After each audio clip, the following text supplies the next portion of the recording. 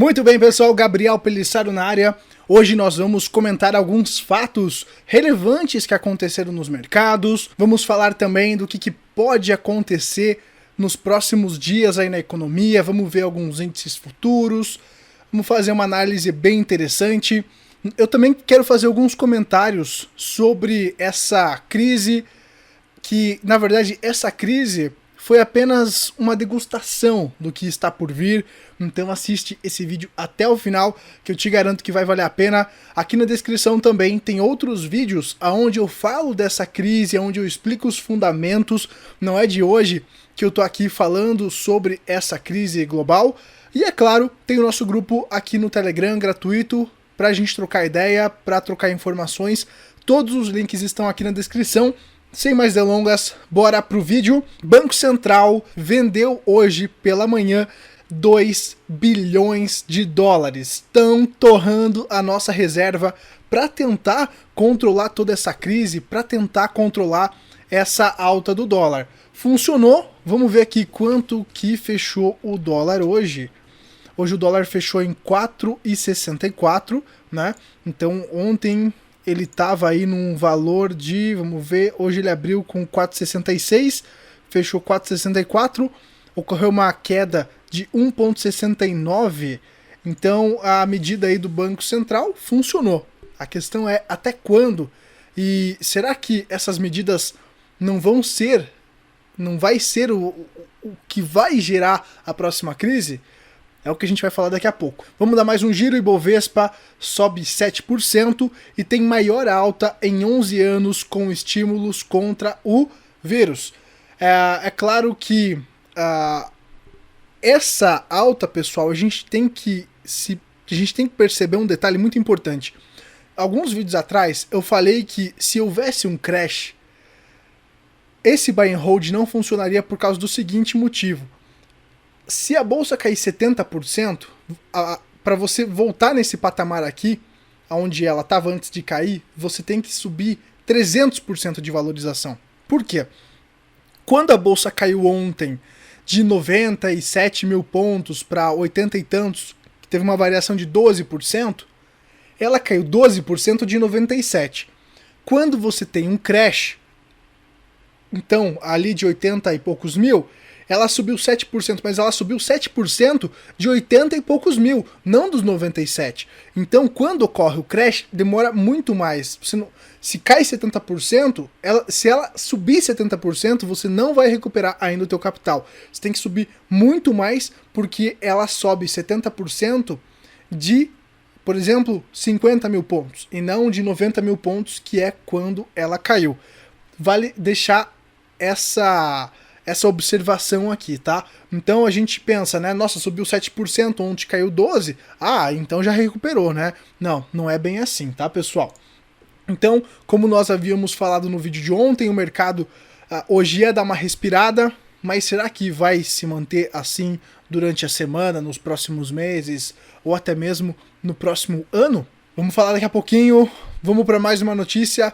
Trump anuncia medidas contra danos econômicos do coronavírus. Então é claro, né, pessoal, a gente já estava esperando que que o Fed ia injetar dinheiro na economia. O Trump tá desesperado, tá? Ele não quer perder essa eleição.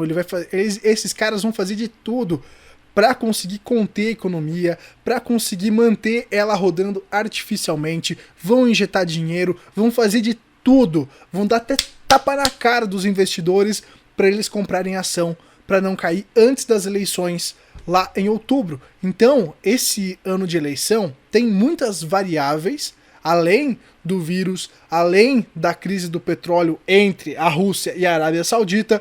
Então ainda nós temos a eleição americana lá nos Estados Unidos, de Trump. Agora o Bloomberg saiu, mas tem um cara meio socialista lá.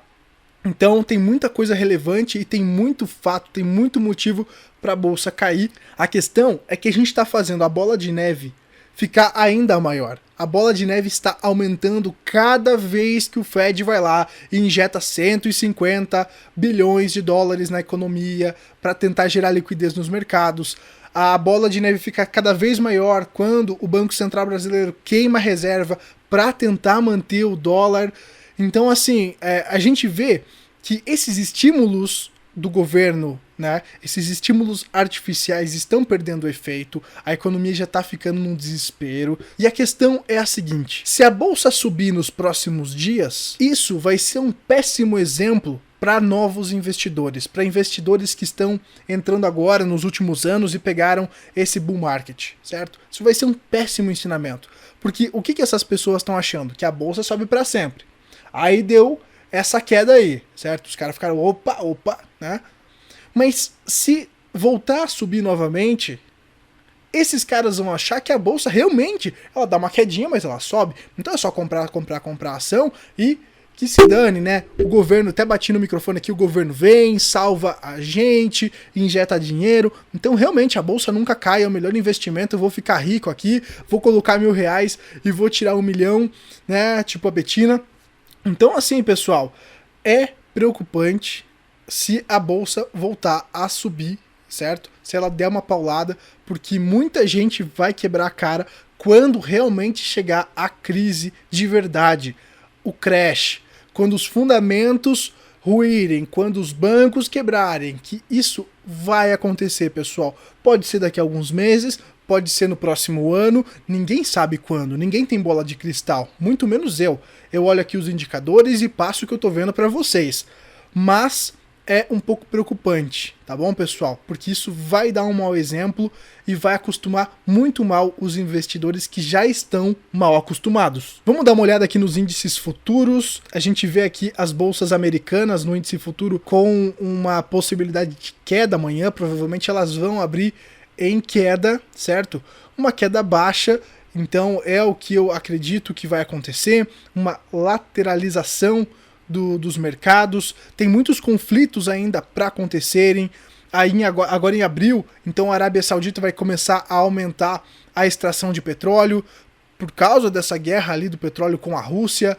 Como eles não fecharam, como lá a reunião da OPEP+ não teve efeito, né? Então rolou toda essa treta que nós já falamos aqui no canal, e agora é mais um agravante para essa situação global, para essa economia que já está fragilizada.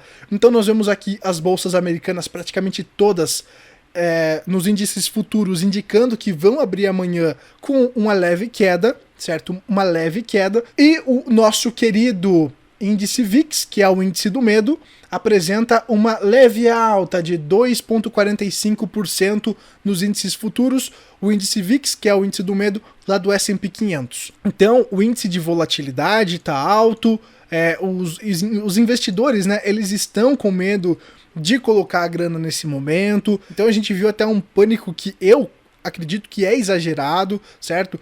A gente viu uma queda muito grande que não justifica ser por conta do vírus ou por essa guerra entre a Rússia e a Arábia Saudita.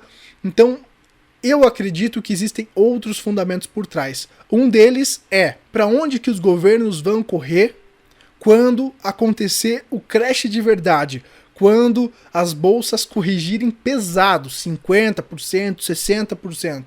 Para onde que os governos vão correr? Sendo que o Fed já está sendo pressionado pelo Trump para reduzir juro. O Trump falou que quer juro a zero, certo? Então juro zero.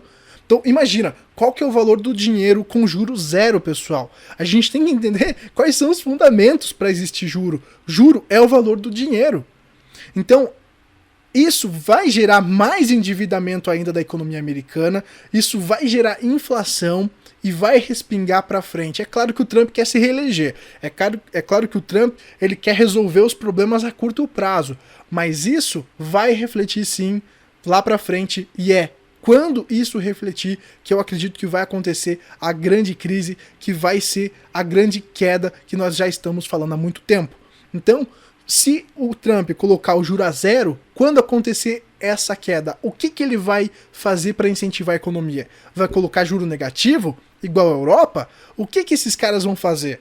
Então já tem a ideia que eles vão comprar os bondes, títulos podres, igual aconteceu em 2008, e talvez a gente veja a economia americana passar por uma japanização.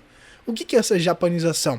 O Japão, pessoal, ele comprou, o governo do Japão, o Banco Central do Japão, ele comprou muitas empresas, ele comprou muitos títulos podres para tentar manter a economia respirando. Então, basicamente, a economia do Japão, ela está respirando por aparelhos, é o governo que está lá indo no mercado comprar aqueles ativos. Acontece que isso gera uma anomalia, isso acostuma maus investidores, e isso causa um endividamento do país gigantesco. E aí agora a gente vê a economia do Japão estagnada. Então o governo com as maiores partes de alguns bancos lá do Japão, inclusive lá do SoftBank, que é o banco que está dando juro barato para empresas que não estão dando lucro.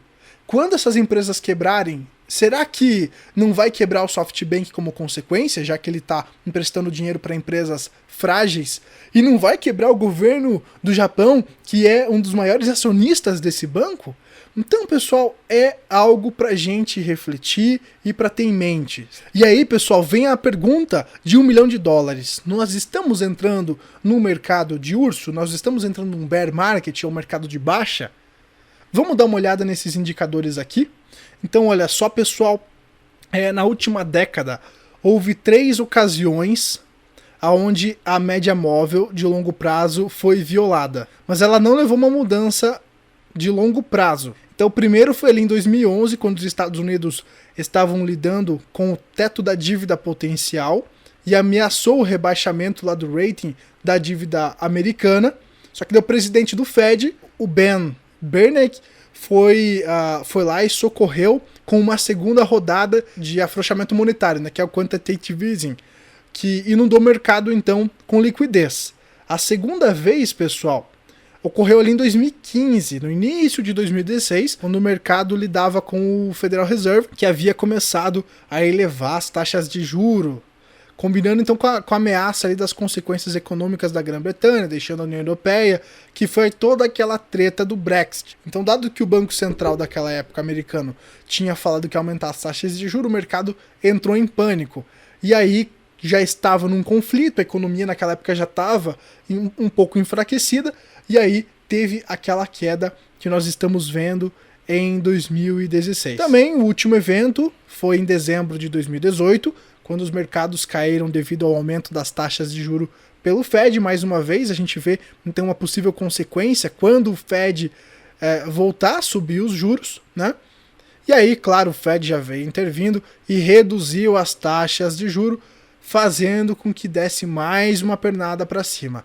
Mas repare o que está acontecendo com a economia. A economia só sobe quando o Banco Central, quando o governo, com o dinheiro do povo, faz artificialmente os juros baixarem e tudo mais para estimular a economia. Então a gente já vê a economia enfraquecendo. Ela está subindo, ela está crescendo com o dinheiro do contribuinte, com o dinheiro do governo. O que é um problema. Está endividando o país e quem vai pagar isso, cara, é o mais pobre. É o mais pobre. Então que tipo de capitalismo a gente está vivendo? Isso é nos Estados Unidos, cara. Que tipo de capitalismo onde o governo injeta dinheiro público da população, do contribuinte, do pagador de imposto, para socorrer certas empresas, para estimular o crescimento dessas empresas que estão cotadas nas bolsas. Então, que tipo de capitalismo a gente está vivendo, aonde só os amigos do rei, só os grandes são beneficiados e os pagadores de impostos que se lasquem? Quem sustenta toda essa bagunça que se lasque?